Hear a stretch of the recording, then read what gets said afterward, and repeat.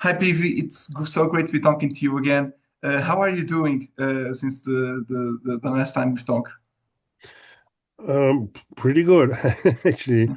Yeah, we had this last album last year. We had our 40-year anniversary. I released a biography of the band, a book, and in in between, we also managed uh, to record a new album. Yeah, you've been keeping yourself pretty busy. I mean, with the book and now a new album from Rage, a New World Rising. It's a great album once again. I'm not sure how you do it, banger after banger. But it's just 1 year after the double album that was after Lifelines. Can we say that you're in the most creative phase of your career? No, I think in the 80s we also had a new album out every year. So Mhm. we have always been very productive and very creative. We didn't really plan to have it that quickly, it just happened. We have a very good relationship among each other in the band, and the atmosphere is just great. So especially between Gene and me, uh, we are pushing each other up with new ideas, So it's we already have stuff for a next album already. Yeah. Constantly writing new songs, and um, usually we would have pushed this new album a little bit more back, maybe into the beginning of next year or so. But then we got the opportunity to have one of our songs in a famous movie here in Germany. It's a remake of an 25-year-old movie called The Shoe of Manitou um, from Michael Bully Herbig. That's his name. I'm missing the English word. The guy that makes movies. What is this called? Uh, The director. the director. Yeah, he's Yeah. the director of this movie, and he asked us if we could make a new version of the song "Straight to Hell" that he wanted to have in his new movie that just came out 2 weeks ago or so, and it's already very successful. The new movie is called The Canoe of Manitou. And our record company, they thought it might be a good idea to use all these synergetic effects. We have all the attention of the public at the moment with this movie thing, which is everywhere in the media. And so they thought it might be not a bad idea to have the new album also out around now. And as it was ready already, why wait another few hours, another few months to release it when we have the intention right now? So, I mean, this is understandable, I guess. So Yeah, yeah. 18 months later, we're here already with the next one. Yeah, it makes perfect sense. And now that you're talking about Straight to Hell, that's probably why there's like the last song of this album is the new version of Straight to Hell, right? Yeah, yeah, we put it in there like a bonus track, Yeah. and like it might push a little bit also the attention to the album. Yeah, I'm sure it will. And from what I saw, the new version is about 1 minute shorter than the original. What changes did you make in order to for it to fit in the movie? This arrangement, how we recorded it, is the live arrangement we use already since 20 years or so. Uh, Mhm. this arrangement was even done with back then with his old lineup with Smolsky Terrana. So it's we always have it in our live set in this shorter arrangement since a long time. So, but it was never recorded like this. So we thought it might be a good idea to make this kind of upgraded version in a shorter arrangement. Yeah, and it's one of your biggest classics, and to see it included in a movie, it must be great, right? How does it feel for you? Oh yeah, like it was already, like I said in the first movie, it feels good to have this recognition by from a complete different scene. This is something that happens completely outside of the metal scene, Yeah. and it's nice that we get recognized and get good attention from these people. They really liked us, and we were invited for the premiere party of the movie, and all these actors, they were, oh yeah, you're the guy, you're the band, yeah, great, great. And so there might be even more synergetic effects with this in the future, you know. All right. Yeah, it's great to see also a metal track being played outside of the metal community. It's always great to see that. Now Mhm. moving on to the new album, A New World Rising. It's set to be released on the end of September, 26th of September, if I'm not mistaken. What can you reveal to your fans about it? It's a new, fresh album that has really. I think it's just good, you know. It has really fantastic songs on it. The productions is it sounds really fresh and energetic. Like it sounds like a band that feels really good, that feels free from all ballast. Uh, a band that knows that we don't have to prove ourselves anymore. We don't have to explain what we're doing. We can just play freshly from the heart, you know. And that's how this album sounds, I guess. Yeah, that's true. That's how it sounds. I mean, I was just listening to it this morning. It's a blast. It's one of the best album of your career, in my opinion. And Wow. Well, thank you. I really loved it, especially like the second half with all those different, not so typical Rage songs like Paradigm Change or Fire in Your Eyes, for example. It's a really diverse album as well. Cool. So when we made it, we didn't think that it's too different from what we did before, you know, as Mhm. the style of the band is already pretty widespread, you know. So there's a lot Yeah. of elements in the music since a long time. So we just thought, oh, this will fit. It's basically it's kind of typical but fresh, you know. It's Mhm. sounds sounds not like a self copy.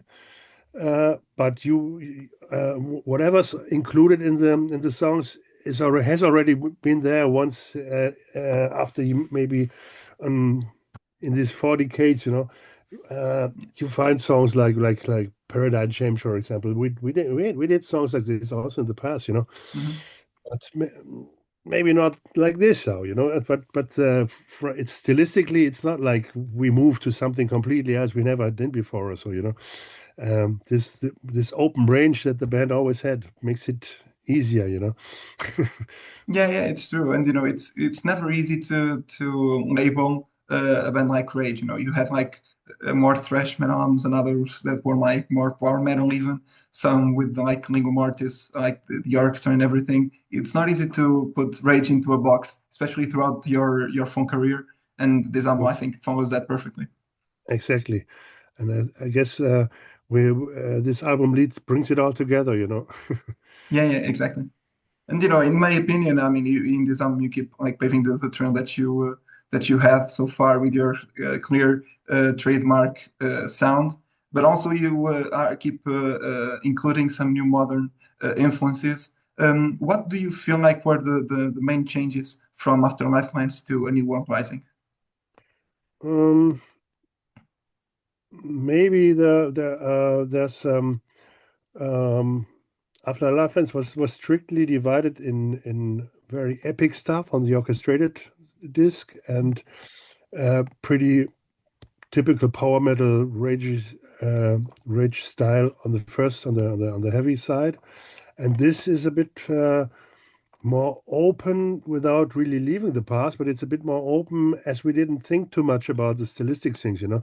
There's, for example, there's some tribal intros for the songs, some bit not some harmony structures that we didn't use so often in the past. Um, yeah, in general, it feels a bit like we didn't think too much what we're doing, and it's really fresh from the heart. And this just worked out perfectly, you know. I can't really say that we had this in mind, you know. It just happened from the heart, and we all felt when we heard the whole result that yeah, it's well done, you know. It's really good. It fits all good together, and so let's just use it, you know. Let's just put it out and see what what happens, you know. Yeah, So in it's from not what calculated, you know. It doesn't sound calculated. yeah, that's for sure. Yeah. And but from what I heard, I think like in this album the guitars are more polished and more highlighted. I think. Do you feel the same way? And was this something that you wanted to do? The guitars are polished, you said? Yeah, I think so. I mean, they sound better than what they did in your previous record, at least from what I heard.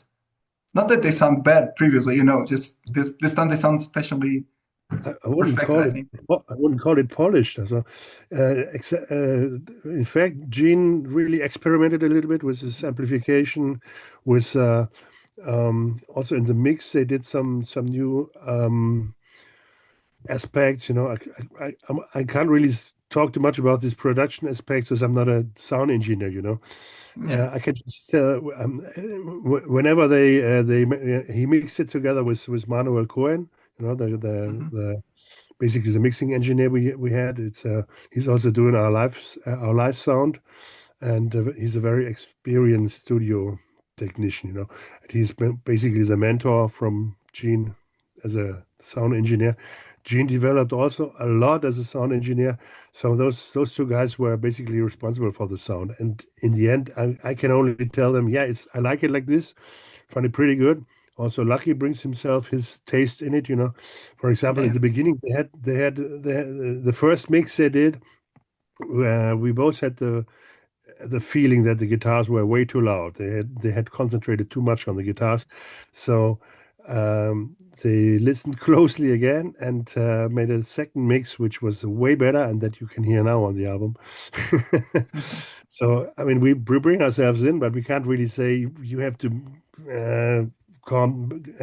put down this frequency or turn up this one or so. We're not technicians. We can just say, Yeah. here it. This sounds too much for us. This is too whatever.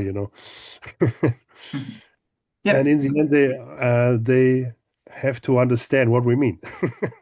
Yeah, for sure. And from that point of view, I mean, you keep the same lineup, you keep the same engineer. I think we can say that you found a winning team, right? And the winning team doesn't change. Yeah, it was the same team, but they also developed as technicians. They also developed as a team. Mhm.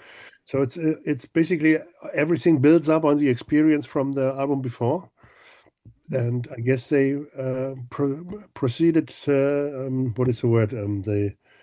Um, yeah, they put a level higher. They put it a level higher. Yeah, yeah, for sure.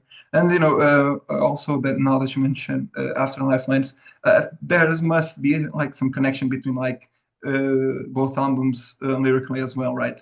Because one is like very dystopic, and now this is a new world rising, like the new world rising after the end of the world. Can we see it like that way? Yeah, yeah, definitely. The whole vibe of the lyrics of this new one is completely different to the one before. But I see this whole as like a continuing story, like a trilogy beginning with Resurrection Day, when I start to tell a little bit about the history of mankind from the Neolithic age, when Yeah, um, 10,000 years ago or so, to the nowadays time, when basically, yeah, it's a description of the Judgment Day. yeah, Then after Lifelines, I describe more a very dystopic end time view, a post-apocalyptic view after the big crash, when everything is pretty much down. And now on the new one, I just thought, so we are really down. We are completely at the bottom line. Where do we go from here? And we have to rise up again. As mankind. That's a view to the future after the nearer future. When it goes up again.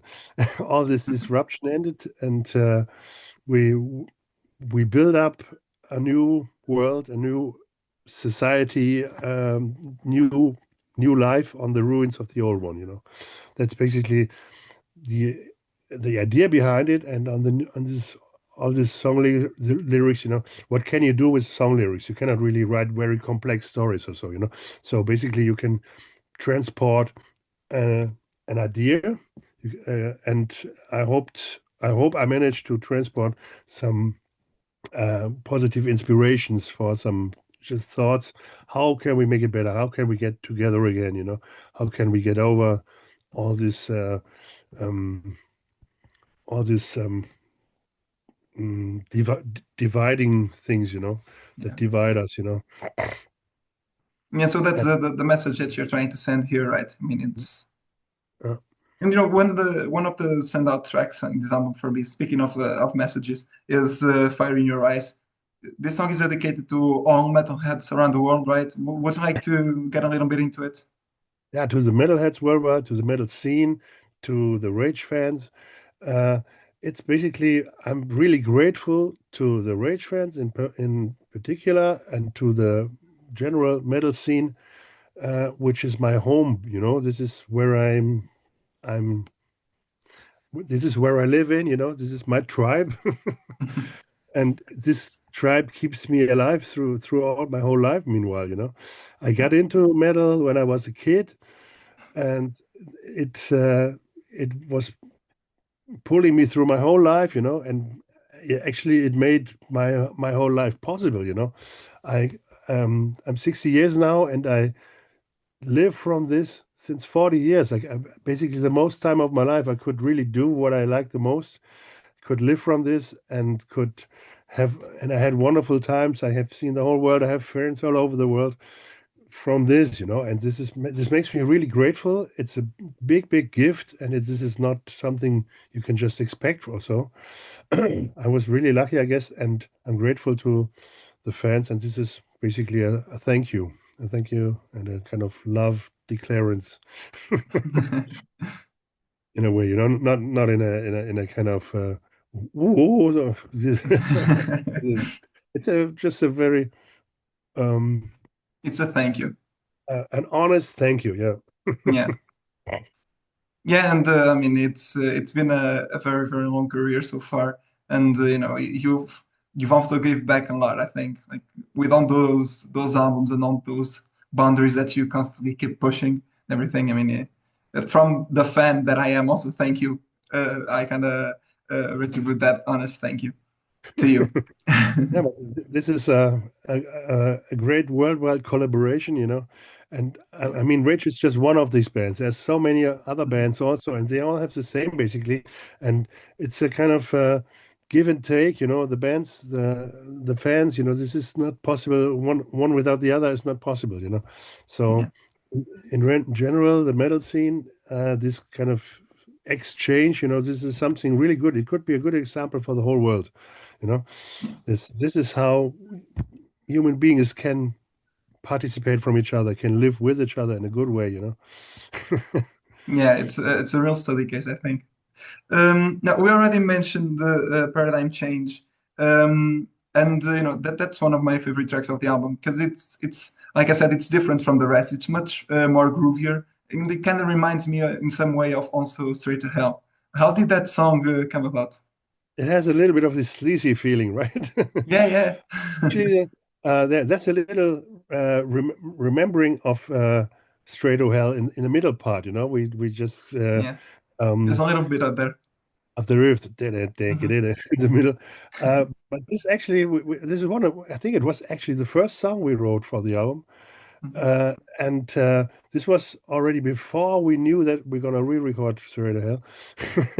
I don't know, maybe this is a kind of the universe already tapped us in this direction. Like this is gonna be important for the next year or so. And I don't know, it just happened. In the beginning we thought, oh, this is a bit untypical, but come on, fuck it, we just do it. We like the song, it sounds great, we just do it, and we see what we do with it later. If we release it or not, let's see. And then when we had already a bunch of songs, I mean, we didn't even work out all the ideas that we had. There's a few left over.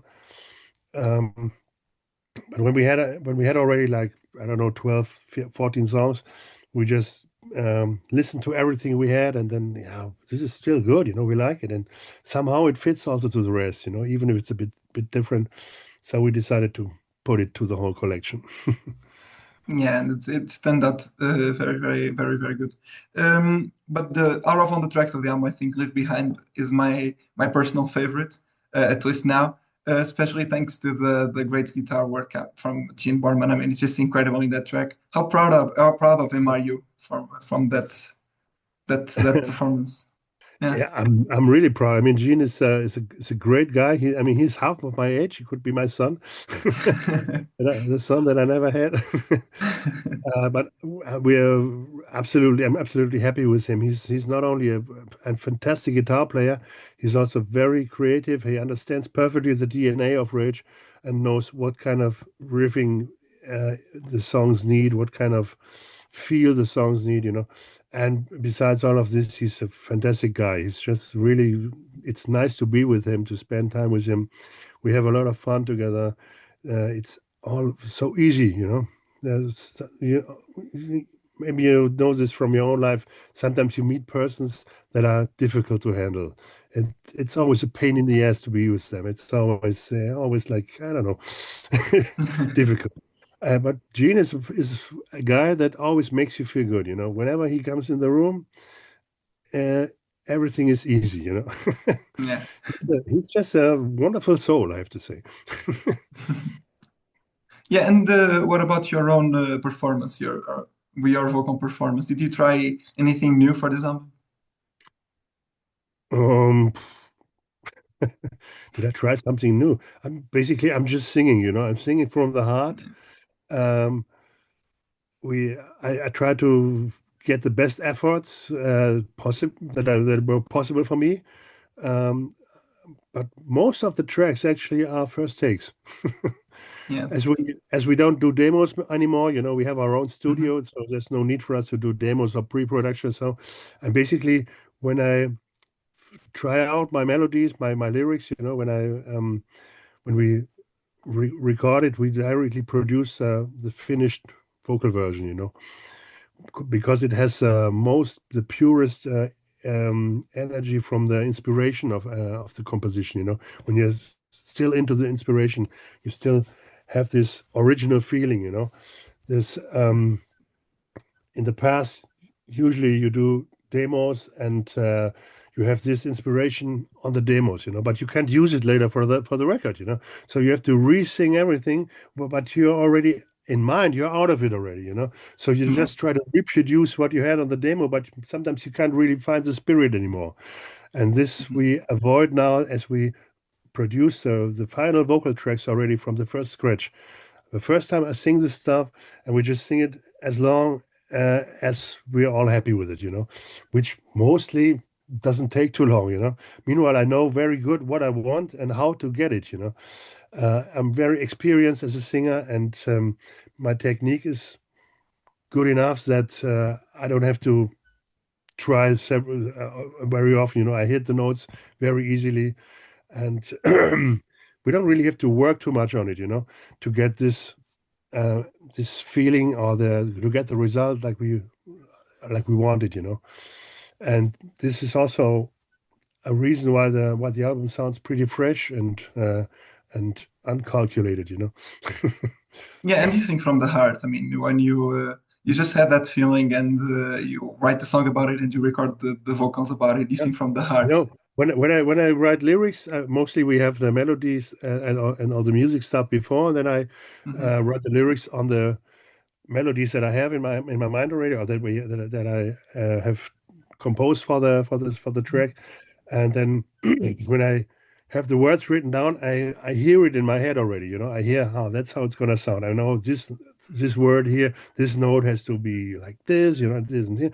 So I hear it already, and in this moment of inspiration, I think the best results are possible. You know, when you know exactly what you're doing, when you don't have to try very often. So, I mean, when I was younger, I was not such a good singer like I'm now. You know, and in these earlier days, I just had to redo it more and more and more to get finally at this point where it was good, you know.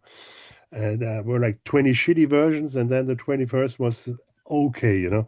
And then okay, 10 more, and then we might get there, you know. You have to cut a lot. You have to cut word for word or no or note for note, you know. All this bullshit from the past, you know. We're not doing this any that much anymore, you know. I mean, there might be some cuts here and there, but not that much anymore. Most of the stuff is really live, and I mean, I can't remember exactly if there's a real first take on it. I can't really say, but it's possible that there might be some first takes also already on this you hear on the album. You know, maybe not the whole song, but parts of the song Parts of it, yeah. really first take. The first time I actually sung the shit, it comes out with the whole inspiration, with the whole energy, you know. Yeah, yeah, and that's Something, great. yeah, I like this more than this overproduced shit, you know. Yeah, yeah, me too. Absolutely. It sounds more real, I think. Yeah. And one thing that I found really curious that this album, for since a long time, is the first album that doesn't include any song with orchestral arrangements on it. Why was that? Just because we didn't think about it, you know.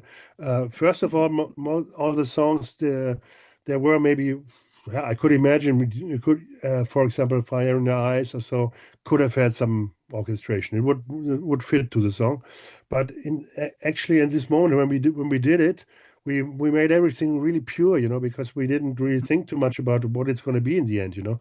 There was not a plan before. When we did After Lifelines, we knew already before we really got into it it's going to be a metal album. It's going to be an orchestrated album. So we worked already on tracks that had already everything, all these orchestration parts, for example, already in the composition. You know, this time we just played straight from the heart, and there was not really. We didn't really think too much about um, more complex arrangements. You know, we liked it pure and fresh, and that's how the songs turned out. And after we listened to it, we thought, should we do something here or there? No, just leave it out. Leave it pure as it is, you know. That's why we didn't do anything this time. And I mean, this is okay. On this orchestration aspect, this should be a special for Rage.